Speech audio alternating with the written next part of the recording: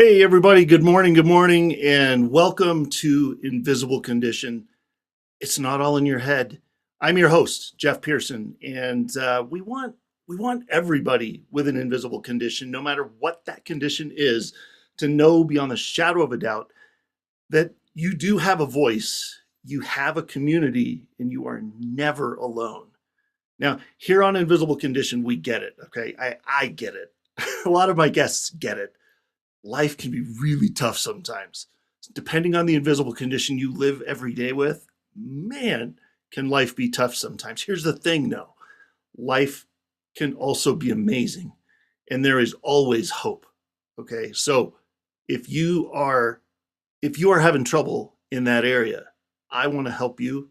And so um just if you're on social media, if you're watching on Facebook or YouTube or wherever you happen to be watching, any of these platforms here, uh, reach out. Let us know.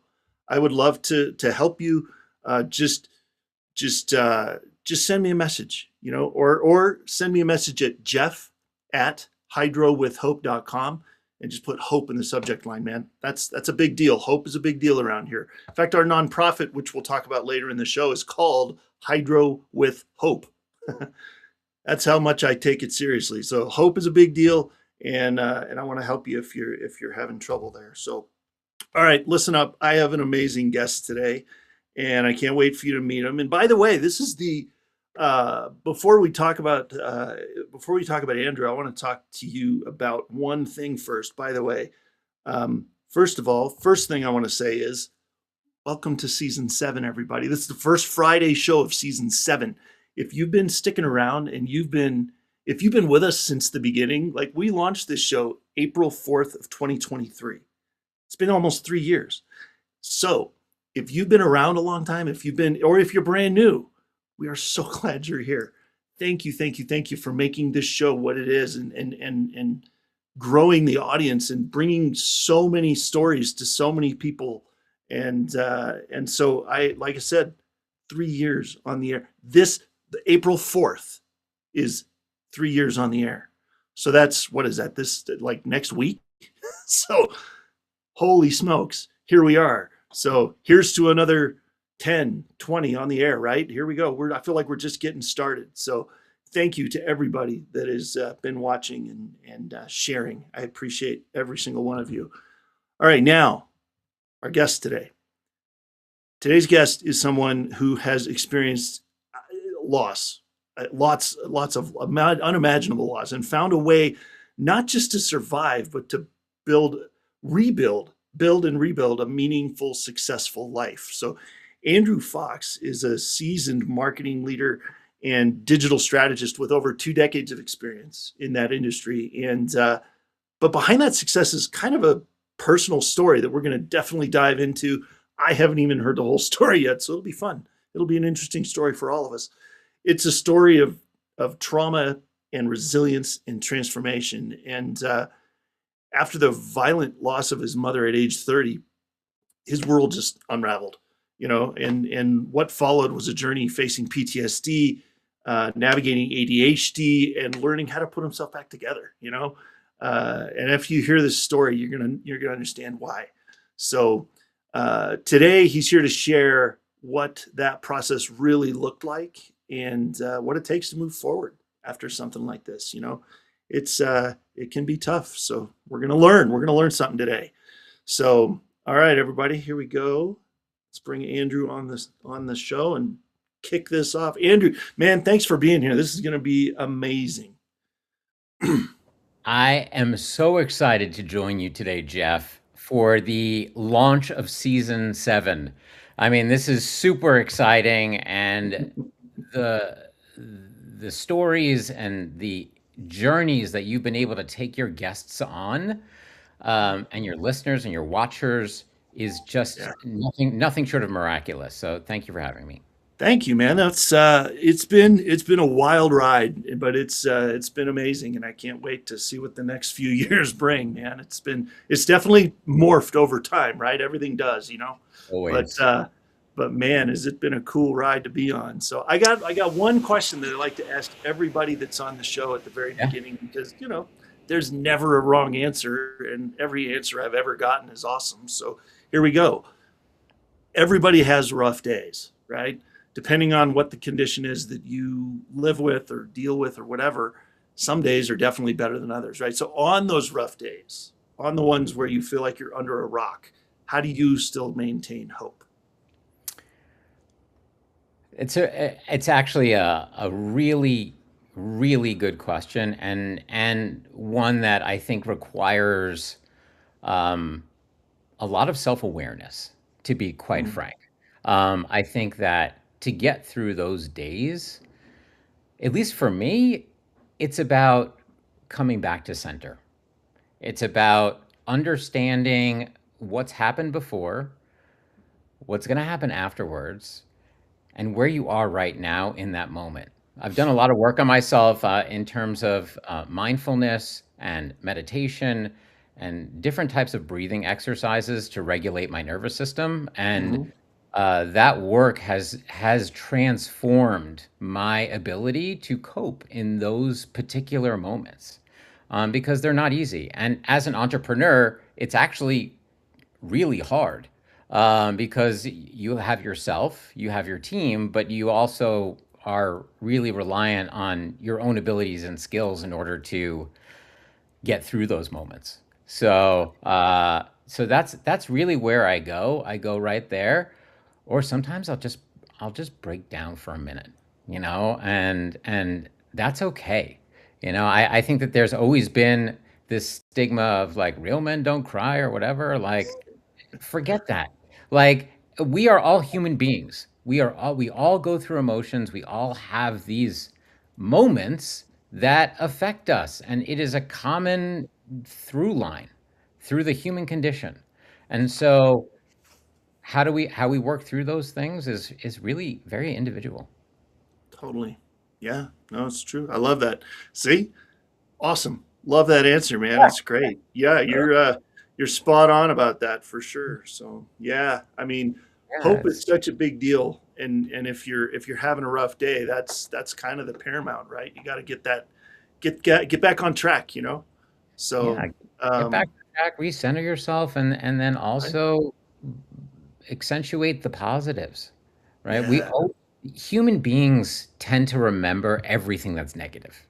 And it's very rarely the times where they're like, "Oh my God, that was great, that moment," right? Or they don't get the recognition, or they're struggling at work, or they're whatever the case may be, is they don't Right. actually get that pointed feedback, and so Yeah. they drift as You a know, result. I heard something. I don't know why this popped into my head when you said that, but I heard this a while ago, and it drives home that point. There's, when your teeth hurt, right? You go to your dentist and you go, you know what? I have this toothache I have a toothache. Well, what do you call them? What is it called when your teeth feel amazing? You know what I'm saying? Like there's no That positive to that. you're There's right. only a negative. And there's so many things out there that are like that. It's like, oh, this sucks, because there's no negative equivalent, positive equivalent to that negative statement. So And I true. feel like that's where we go so often. And it's built right in, like it's baked into society, right? What's the positive of toothache? There isn't one, you know? And I'm sure there's others too, right? You're like stomach ache or Yeah. migraine or head, right? It's like, what's the positive of that? There's You know, always a silver lining though, right? right? Like No, when totally. you go and you take care of that toothache, it prevents other teeth from getting infected, Right. right? Or whatever the situation that you're in is there as a signal and as a Right. clue for you to do something different. And Yep. I think that it's important to recognize those things. And by the way, it's not easy to recognize them. Not When you're in always. the heat of the moment and you're feeling that way, you're No. feeling that way, right? So getting through those things and recognizing it when you're in it is one of the hardest things to do. But I think it's work worth doing. 1000%. Yes. It is, and if you and it's you don't have to do it yourself either. Like there's so many methods and modalities and people out there, right, that can help you with it. So, Absolutely. and we've had some amazing examples of that here on this show, and there's so many that I can't wait to explore in the future that I probably never heard of before. So there's so Yeah, much out there. So yeah, absolutely. totally. Well, I'll tell you what, man, let's dive in. You talk about I know the word isn't necessarily overcoming. I mentioned that word before, and you said, well, I don't know if overcoming is the right word, but you've Yeah. dealt with PTSD and ADHD and a terrible, horrible event in your past that I wouldn't wish on anybody. So I mean, I want to start kind of from there, and then we can build towards, what you're doing now to kind of Yeah. contrast. So, And just to kind of preface this a little bit, yeah, number one, it is a horrific story. yes, So if you are sensitive to these types of things, just take note of that. And I will be saying some things that are going to be disturbing, but I think it's important to share them so that way you understand the context and the depth by which some of these things have happened and how we've been able to kind of, or how I've been able to kind of come out of it on the other side in a much more positive, much more hopeful, much more um, foot forward type of position. And that took time, and it takes time, and I'm still working on it, oh right? yeah, I don't think it's anything that goes away. yeah, PTSD and trauma, it all lives with you, but how you work through it is kind of everything, in my opinion. yeah, Um, but exactly. you need the people around you to do it, and sometimes you can't recognize it yourself, and so you need your Yeah, wife, or in my case, my wife at the time, like she was like, you need to get help. yeah, Like you are spiraling, and I couldn't personally see it. So right. for me, it was having people give me some of the clues that I needed to do something about what was happening. Um, so Nice. All right. yeah. Well, So let's dive in, man. you Yeah, want to get into it? All let's get right. into it. Here we go. You've been warned, everybody, just so You've you been know. warned. You've been warned. Um, I'm going to actually back up Okay. because I think this is a really good place to start. When I was growing up, I grew up on Long Island in a middle class neighborhood. Some folks were well off, some folks weren't. Um, and I always knew what I wanted to do. I was a performer growing up.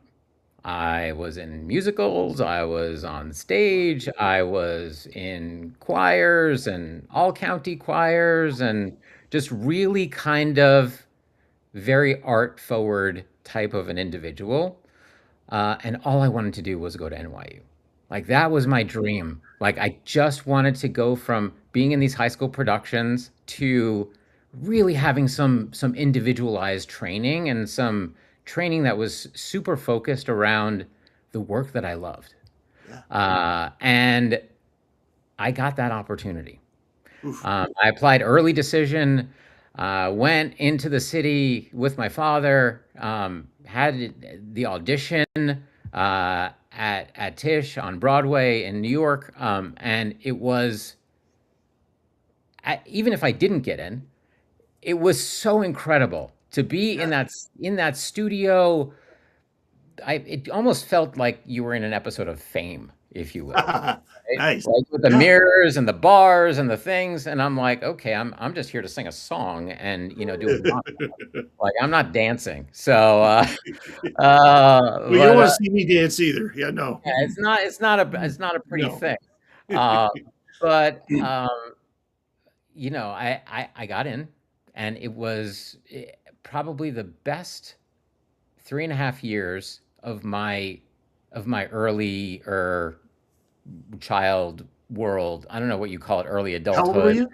How old Yeah, were you? I was 18, 19, I think. Nice. 18. I think I was 18, yeah. Awesome. I got in and then graduated 3.5 years later. Um, and it was a conservatory program. And I was in a studio called Playwrights Horizons, which is the studio behind Hadestown, if anybody knows that. It's on Broadway now, and those types of Okay. things. And some of the folks that were in my class and the person who designed the costumes did the costumes for Hadestown. So a lot of people transpired and passed through there. I was able to collaborate on a play that I directed with Tony Kushner. That was a highlight of my college experience. I got to direct an off-Broadway show. I was very, very focused on method and also the learnings and the teachings and the tactile responses that come from that.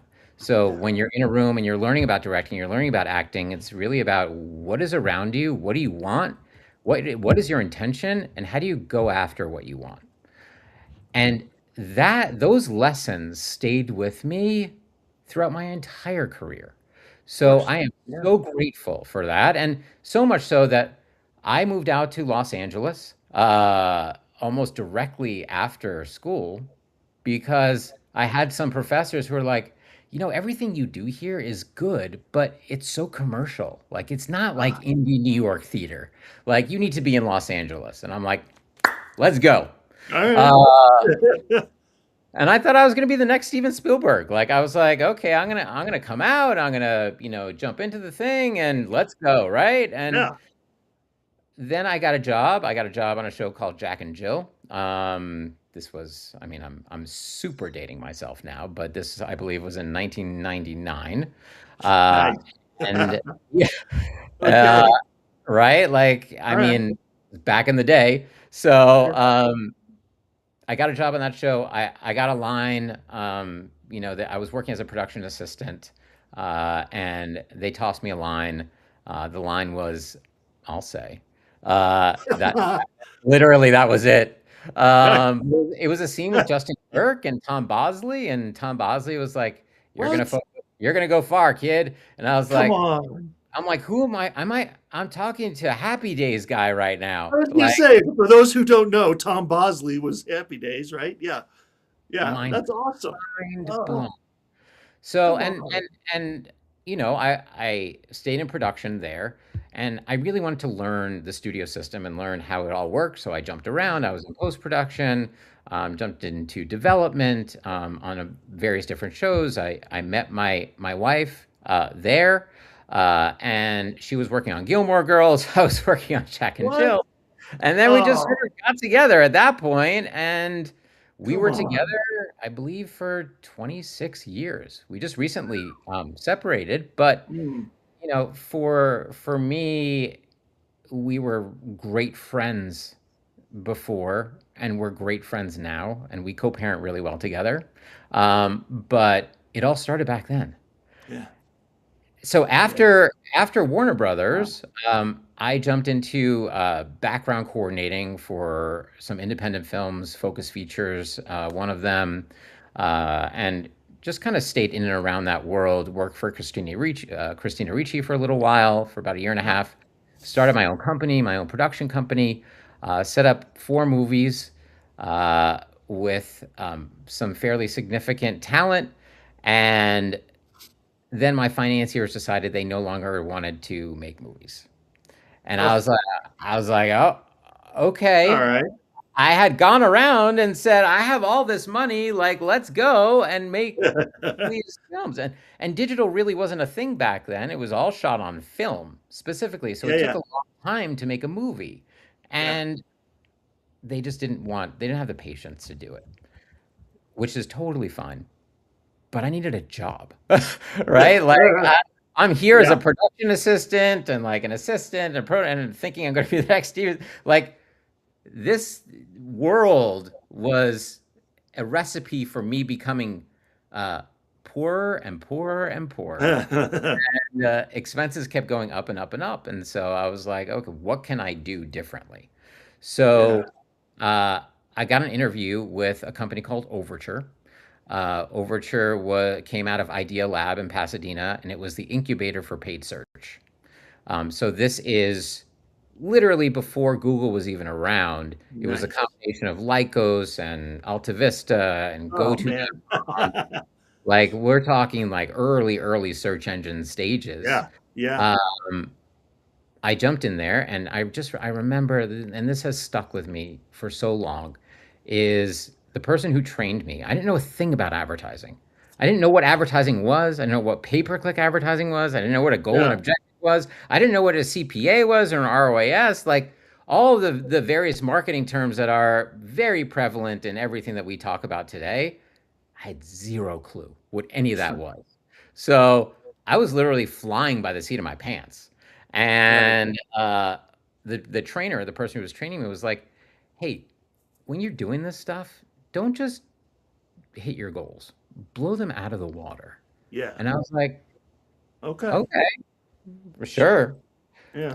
And I did, and then I was promoted, and then promoted, and then promoted, and then promoted, and then promoted. I think it was like 6 promotions in 5 years. Yahoo came in and purchased Overture very early on into my tenure there. Google came in on the scene and just sort of took And over that purchased landscape. everybody. Yeah. Exactly. Like, it was just, I mean, crazy, in terms of how that world evolved. But Right. what I will say is I learned a couple of really cool parallels to what I Yeah. had studied in school, which was, how do I tell a story in 120 characters or less? Except not just for entertainment value, because there is a little bit of that, right? Because you have to have beginning, middle, and end, and Sure. all the various different story elements that go into crafting a story and making a really good story. But what do I want my audience to do after I tell that story? Right. And that was different. That was Yeah. like taking entertainment one step further. But I grew up with a father as an accountant, so I sort of have a little bit of that business mindset, and it was really able to translate those goals into that story, Nice. and we crushed it. Um, they shipped me to New York for 3 years to turn around the search team there. Uh, was able to do that, hired a 23-person team. Some of the folks that have been on my team include the person who runs all of e-com at Pepsi, the person who runs all of advertising at Microsoft, the person who runs all Wow. of advertising at Yelp, person who runs central sales for Waze, uh, marketing at 1-800 Flowers, E-Trade. The list goes on and on, and I Wow. certainly I would never take credit for their careers. Right. From a foundational perspective, we spent a lot of time on solution selling. What do our clients care about? What are their Right. goals and objectives? How do we keep it focused on them? And And so, yeah. and we were able to get more than our fair share of the dollars that were out there. Now, obviously, Google was able to get the lion's share, but Right. we always got more because we started doing office hours and we started really paying attention to service. And service is what has driven me through my entire career. And Yeah. even earlier on, like, I just really believe in helping people. I believe in Totally. integrity and all of the various different things that make a really good person um, thrive and all that. And then Nice. in Okay. 2006, or if unless you have a question, because No, I'm I was about to gonna say drop we the hammer. was gonna say I was gonna say we that was a lot of that was some great buildup. I was debating if I should go and talk about our sponsors now and then we can drop the hammer when we get back, or if you want to Yeah, do it now. Okay. All right, because I don't want to interrupt you or in the middle of a sentence or something, man. You guys are so I know we were good. I know we warned you guys about a story coming up, so it hasn't come yet. But I promise you, when we get back from talking about our sponsors, we're gonna just for a second, just for a minute or two, Andrew is gonna come back and drop it. So here we go. Um, Andrew, thank you for being here, man. This is a blast. I'm excited to get the rest of the story out so that we can come to the resolution here and help people. So so stick around. Don't go anywhere. I'll bring you back in just a second, man. Thank you. All right, all right, everybody, listen up. I definitely just real quick. I want to because I want to get back to this story, but I got to tell you about a couple people and a couple things. One of them is Network Referral Group. Now, Network Referral Group is a sponsor of our studio, which you probably saw at the beginning of the show. It was live from NRG Studios, right? This is the best business networking group I have ever been a part of. I am a member. In fact, I'm a lifetime member of this group because I knew I wasn't going anywhere else. So this group is incredible. And if you want to build your business and have real, like, meaningful referrals, like throughout the week, it's the source of never ending referrals. Honestly, I swear I can say that with 100% certainty. In 2 years, there hasn't been a week that's gone by that Mike, the owner, hasn't sent me referrals, like, almost daily. It's incredible. So if you're a business owner and you want more referrals, this is the place to be. Scan the QR code and check it out. Now, the other thing that I want to throw out there is our nonprofit, which hopefully I'm clicking on the right thing. Nope, that's not right. I got to figure out how to read that. We're in a new software, by the way, everybody, for the for the show, and I'm still getting used to the operation of this whole thing. So, Hydro with Hope is our nonprofit. There it is.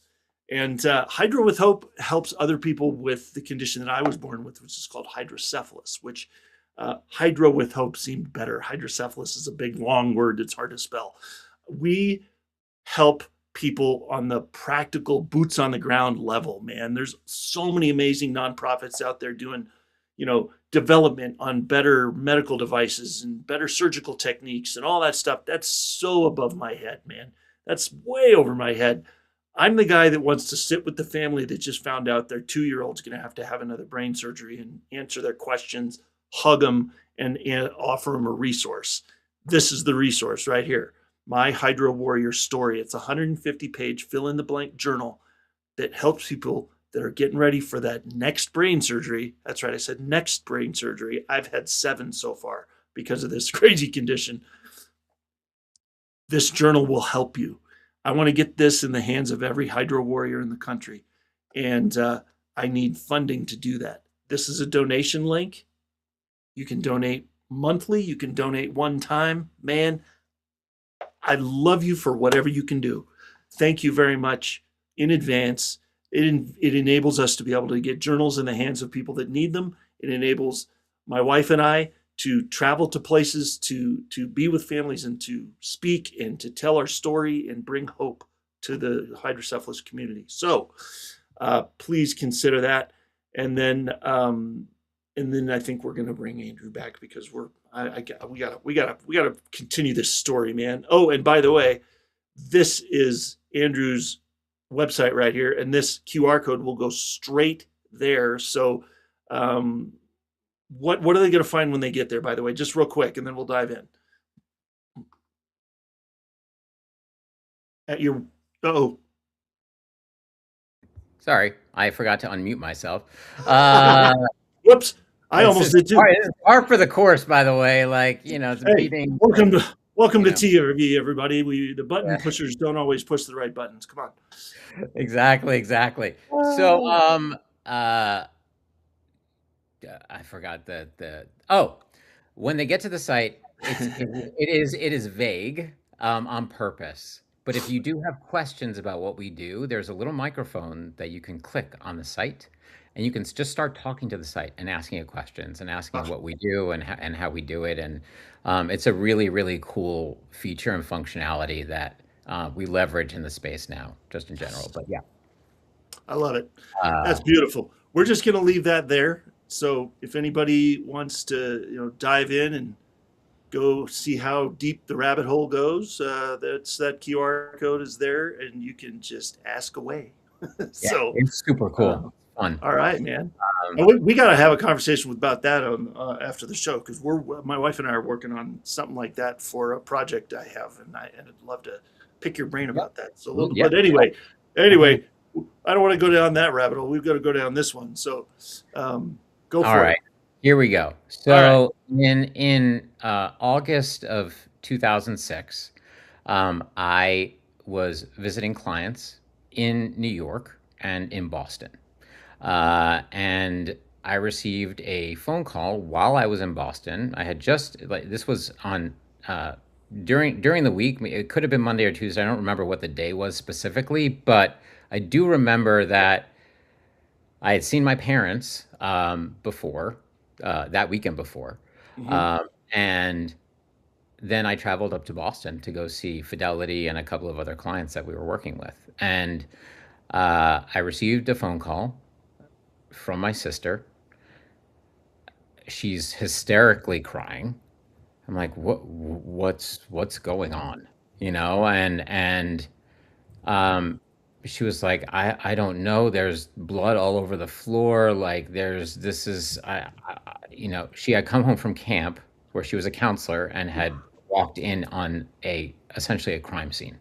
Oh Uh, no, and the crime scene had been attempted to have been cleaned up, so it was like, even messier. Yeah, yeah, exactly. yeah, of Uh, course. I didn't know any of this. She was just like, there's this stuff. And then I got a call from my father who was like, you need to come home. And I called Yahoo. I was working with them at the time. And they're like, whatever you need to do, you just do it. I have never felt more supported by an organization and a company at that moment and in that time than I felt by working at Yahoo. That's And it amazing. wasn't just my colleagues and bosses in LA, but it was also my colleagues and bosses in New York. My main boss, uh, well, we'll get to that in a second, but Yeah. they were like, get on a plane and do what you need to do. Yep. I remember packing. I remember my brain going in a million different directions. I remember being in and out of tears. I'm like choking up a little bit now. But Yeah. like, it Yeah. was a very, very, um, it hit really hard. Yeah. Um, Mostly because I didn't know what was going on. Right. And I think that not knowing is sometimes even more painful than the actual situation and actually knowing, because what I always say is people can handle bad news. They just can't handle lack of information. Because Yes. it creates ambiguity and uncertainty, and then their brain starts spinning, and you know you're in different directions, which is exactly what was happening to me. So I got on the plane, and I'm in tears, and you know I'm in and out, and then there's passengers around me trying to comfort. Like it was a very surreal experience. I kind of felt like I was in a movie. Right. Um, I Yeah. landed. One of my best friends picked me up from the airport, and we drove to my parents' house that I had just been at 2 days before.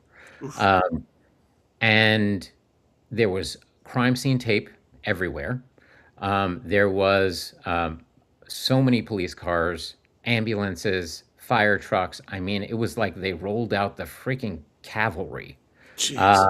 And I just didn't know what was going on. Immediately when I arrived, there was a detective that took me into the back of a police car, asked me where I was, what I was doing, all the things, and I'm like, Oh, "What is even happening right now?" Like, come on. right? Like I just didn't know. So, Give me a clue first, like. something, right? Ooh, Like, yeah. and Mm. so ultimately, so they ruled me out clearly as as a suspect. Uh, I've been in Boston and on a plane, right? Yeah. So, Thank yeah, you, I think. right? Yeah. I mean, so something to that nature. Uh, Yeah. then my father found me and essentially put his arms around me and gave me a hug and just whispered in my ear and said, "She's gone." And Mm. I didn't really know what that meant. Um, until I figured out and learned later, it was actually through the papers that I found out. So that was a little bit upsetting. But um, essentially, there was an individual that was let out of an institution in upstate New York. It was a drug and alcohol rehab institution. Oof. And he was let out over the weekend, given $800. And they found in his room later on during the investigation that he had written sort of a manifesto, you know, go home, um, do cocaine off of a woman's breasts, and kill someone. Oh, And Lord. it was I mean, when I heard that, my entire heart sank because it was premeditated, Yeah. right? And um, and not caught. Oof. When when I learned what had happened, he rang her doorbell. She, of course, answered. She's like, "Oh, who's this kid?" Right? Sure. Like, a nice neighborhood, like, and he stabbed her repeatedly, and then proceeded to quarter her, put her in garbage bags, and then dragged her into his mother's house, which is next door to Mm. where my parents were living at the time. And Whoa. then took her head and drove her around all night with her head in the trunk of his car. Whoa. Yeah, it was dubbed one of the worst murders in Long Island history, Yeah. Yeah. and obviously we can see why. Um, Yes. the what proceeded to transpire after that was Yahoo sending my entire team out to be with me. It Good. was it was a band of support. I remember trying to find my wife at the time, and I'm like, I couldn't get a hold of her. She was in visiting a friend in the Pacific Palisades, and the cell phone service there was bad. So my brain was like, maybe they Oh got to yeah. her, or like I was spinning so hard. Um, and Yeah. throughout that entire week, throughout the next 2 weeks, I didn't like as facts were revealed and all these things started to come out. I just kept sinking lower and lower and lower and lower. Hmm. Yeah. Um, and then something very interesting happened. I started to push it all down, and Hmm. I was like, I need to be strong for my sister. I need to be strong for my father.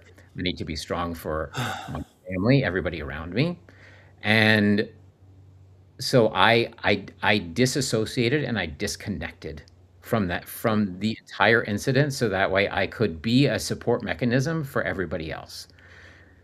That was the exactly wrong thing to do in that moment Right. because you have to deal with what happens to you in any particular situation when it happens.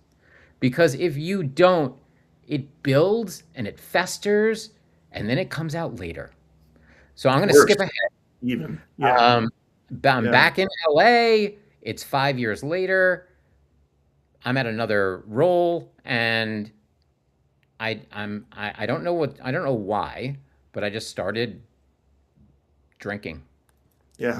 And I remember going after work. I would go to a bar and set up my laptop and do work and just start drinking there and all that stuff. Uh, and I remember getting in my car after one of these evenings, Oh. and it was a rental car because my car was in the shop, and I forgot to put the lights on to Ooh. go, like your headlights, Right. and Yeah. that is of course illegal. That's kind of So important. Yeah. Yeah. Yeah. I I was pulled over, Yeah. and I had been drinking, but not. I don't ever drink to like fall over type Like of. excess. Yeah. Yeah. But I did drink enough to blow. I believe it was. I was below the limit, but high enough for them to arrest me. Yeah. Uh, Yeah. they took me to LA County Jail, which was terrifying. Yeah. I've never been in a place where there is zero empathy. Yeah. Only, there is only what have you done? Where are you going? It was literally just the facts. I thought I was going to get out of that. I thought they were going to put me in a drunk tank and I was going to get released. They kept me there all night. And in the Oh. middle of the night, a group of probably 5 to 7 officers burst into the room, told everybody to stand up, put their hands on their head. They frisked us all. Like nobody had anything. Like so We were already in jail. we're Yeah. already in jail, already in a drunk tank, and now I'm in a room with a mattress and potentially some additional clothes. And I'm like, what is going on? I had Seriously. no idea. Had to call in to work from the one phone call that I got to let them know that I wasn't going to be there that day. That's Right. how crazy, right? You would think I would call my wife or I would call my father, I would call my sister, somebody I would call to help me with that particular situation. And I'm thinking about work. And I'm like, Mm. okay, like I need to do this. I'm running teams and I'm trying to figure this stuff out. And uh, they eventually let me out, and I had to go through a DUI class. Right. Actually, never got an official DUI. I got what was called a wet reckless offense, and I lost my license for a little bit of time. Sure. What that did was it kicked my ass so hard, and it Sure. scared me so much. And I was like, I have kids. Like I have a job. I have people that I'm responsible for. What am I doing with this drinking shit? Right? Sorry, I don't know if I'm allowed to curse on this thing. Let's Yeah, sorry. And so figure that out later. if it needs to get bleeped, apologies. Uh, but the the reverberating effects set me out on a path of discovery. And it was discovery about who I was and what I was doing and why.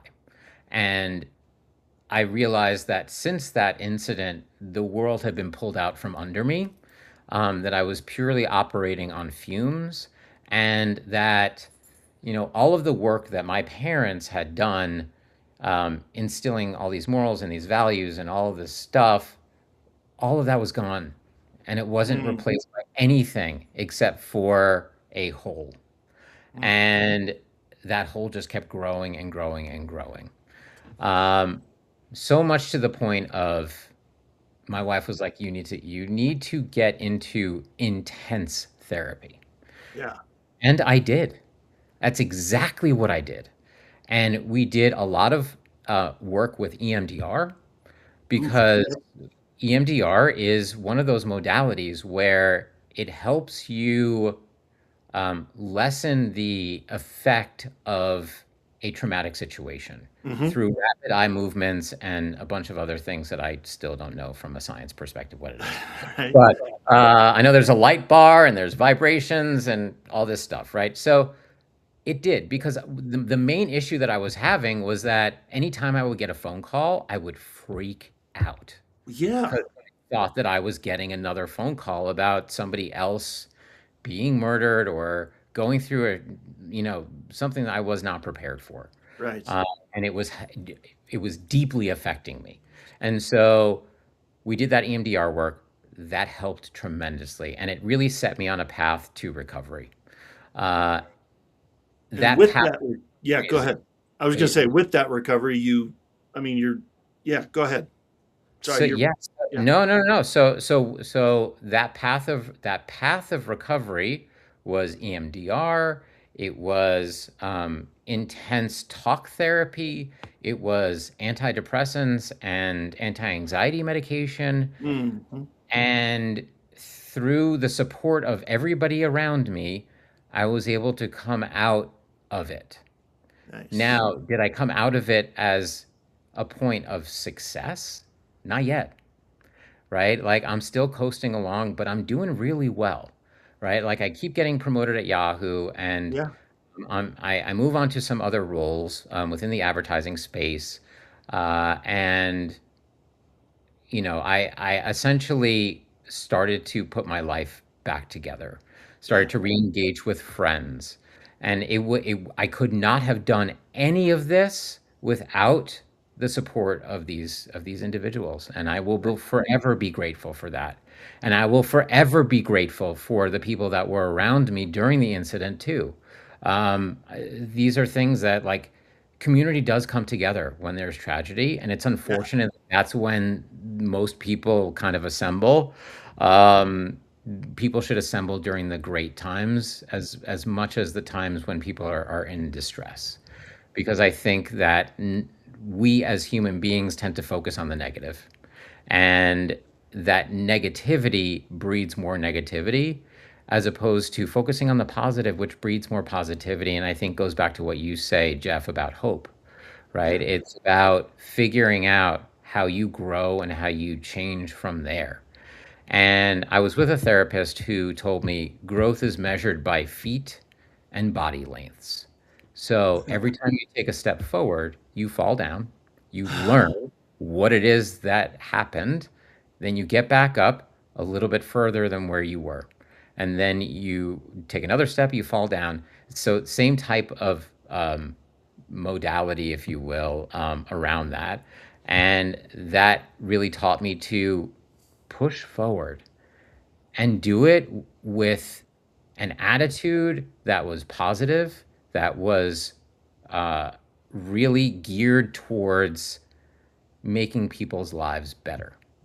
And that's how I transitioned, probably about 10 years after that, into my own business. Nice. I'd spent about 7 years in influencer marketing and working with talent and working with these huge brands and running these organizations, running these companies, global sales for, and account management, product, a bunch of different things. And I just realized corporate was no longer for me. Yeah. And that was the moment where I really truly believe that my life's calling is to help as many good people as I possibly can. And Yeah. whether that's through the Denny Fox Memorial Foundation or whether that's through the work that I'm doing with my clients now or the clients that I'm trying to attract to my business, uh, we all share one common value. And that common value is we do good work for others. And it is it sounds incredibly altruistic, and the reason Yeah. why I say that is honestly because people have a hard time believing that individuals really just want to help, right? Like they always feel like it's selfish or that it's money driven or it's money Right. motivated, all those things. It's not at all for me. For me, it is about seeing the smile on my client's face. It's about me seeing the people around me feel supported and feel and be happy. It's Nice. about ensuring that I am there for my kids. I was working, 16, 17, 18-hour days in Wow. some of these jobs. And I'm like, I need something where I can actually be there to help with homework, right? Like Right. something as small as that. I'm like, there's more to life than work. And Yes. the values that my mother instilled in me from the very early age, how she taught me how to communicate. She taught me how to, right from wrong. She would say things like, I may not like the things that you do in her own way. I may not like the things that you do, but I will always love you. And I Yeah. think that there is a really important lesson there in terms of separation between the thing and the person. Yes. Most people combine those two together and they're not the same. They Nope. really aren't. Like the human condition, I like to talk about the human condition because I believe we all are a part of it and we all experience very similar things and we think we're alone and we're not. Like Mm-mm. there have been other victims of violent crimes out there and I was able to find some community in that. Nice. Uh, Yeah. and so the emerging like a phoenix from the ashes is really what happened when I started this company. Yeah. And for me, it was a labor of love, and it was me telling myself, I will never go back to corporate. I will never go back to a place that doesn't put clients and people first because that is service. That is Yeah. what matters. helping people get promoted to the next thing, or helping people reach their goals and objectives, or speaking with a client on a very personal level and developing friendships and relationships. And those are the things that I love to this day. Exactly. And the Love that. business has been going strong for the last 2 years. We've decided to focus our attention on personal injury attorneys, and I think that there's a reason for that. And it's really, I think, comes back to all of this, which Yeah. is, if somebody gets in a car accident, if somebody is hurt by social media, if somebody is, slips and falls or is bitten by a dog, they need help. These insurance companies, I've been through it. Oh yeah. They don't pay, Nope. right? Like we Right. had a civil trial after this whole thing to try and recoup some of the Yeah. loss that my father had for his house and that type of thing. And ultimately, what happened was, like, Yeah. it was very, very, very, um, I lost my train of thought, but it was a Okay. very, it was focused in the right direction. Yeah. Uh, and, and we emerged or I emerged, Yeah. uh, in a much better place. And I Love it. kind of, I started to do mindfulness. I started to do work on myself I started to journal every morning, started to meditate, started to develop routines that would create a sense of calm and a sense of And and a sense of purpose. nice. And Yeah. having that, having the support network, being present for my kids and my family is what this is all about. I think is what Yep. life is all I about. agree. If we can do good work and we're proud of it, we should be proud of it, right? Yes. If we, And take the lessons that my mother gave me, which yes. is, whatever doesn't kill you makes you stronger, ironically, right? And also, be open and honest and direct from a communication perspective. Deal Yes. with things in the moment. Don't let them fester and build the way that they did for me, where I mean, it was a good 18-year journey Yeah. to where I am today. And Amazing. lots of therapy, lots of different types of therapy, lots of, Yeah. in and out of medications, all of the things. And I'm finally at a place where I'm no longer on antidepressants. Realized I actually have ADHD. That came as a surprise to me, because a lot of the And symptoms of ADHD mask themselves as depression and anxiety. right. Uh, so I've completely switched my regimen. I lost a ton of weight, and I'm healthy. I'm happy And and excited to, for the next chapter and what's to come. I love that. And with that, we're out of time, man. Ah, We have about of 30 course we seconds. are. So so I just want to take this opportunity, because we totally ran out of time. Maybe you have to come back and tell us more. But I'm happy we to. unfortunately today we're out of time, man. But God, what a story, and what a triumph in spite of that story. And I commend you. I admire you, and I'm so glad that you are here and that we were able to share this story. Just thank you so much for being here, and I Thank you appreciate for you, man. having me, Thank you. Jeff. Like, the work that I'll say it again, the work that you do is incredibly important, because a lot of people feel very much alone, Yep, and they're not. appreciate that. I'm here, you're here, right? Yep, Like, there are people in this world that will lift you up. 100%. Yes, 100%. Well, thank you, Andrew. I so appreciate it, and yeah, just thank you. Maybe we'll have to have you come back. So Always thank you happy so to. much, man. I appreciate Thank it. you. You All got it. right. Oh wow.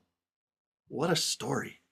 Well, like I said, here we are. We're at the end, man. So join us for our next show, which will be on Tuesday, April 7th. And until then, have an amazing day, and we'll see you next.